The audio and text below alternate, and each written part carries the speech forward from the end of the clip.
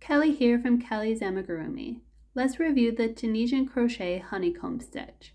The honeycomb stitch consists of a 2-row repeat pattern of 2 stitches. On the first row, we will repeat 1 Tunisian simple stitch, 1 Tunisian purl stitch, all the way down until we have 1 stitch remaining, and then we'll work the last Tunisian simple stitch. On row 2, we will work 1 purl stitch, then 1 Tunisian simple stitch, down until we have 1 stitch remaining, and we'll finish with the last Tunisian stitch. You can work the honeycomb stitch over any multiple of 2 plus 1 stitches. The multiple of 2 will be for the honeycomb stitch, and the plus 1 will be for the last Tunisian stitch at the end. The first row of our repeat will repeat these 2 stitches, Tunisian simple stitch, Tunisian purl stitch,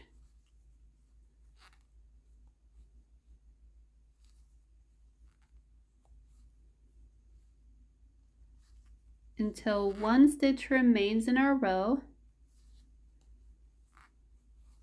changing the placement of our yarn between each stitch.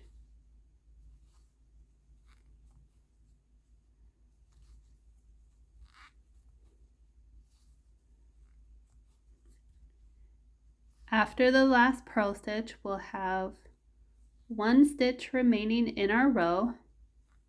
We'll work the last Tunisian simple stitch going through the front and back loops of our last stitch.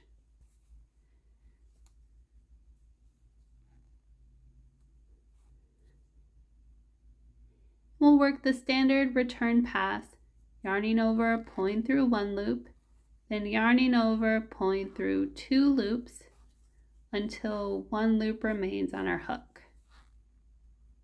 We'll do the opposite in the second row repeat pattern, 1 purl stitch, then 1 Tunisian simple stitch,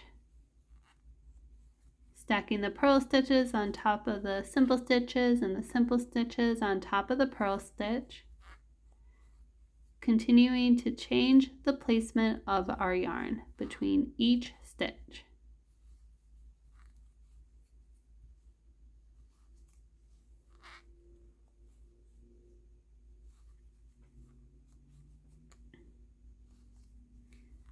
Tunisian simple stitch in the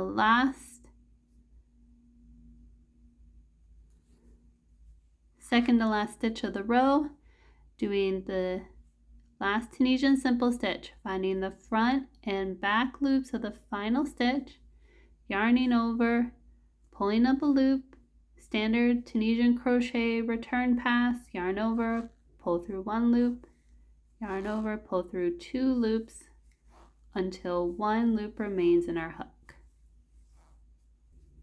Continue to repeat rows 1 and 2.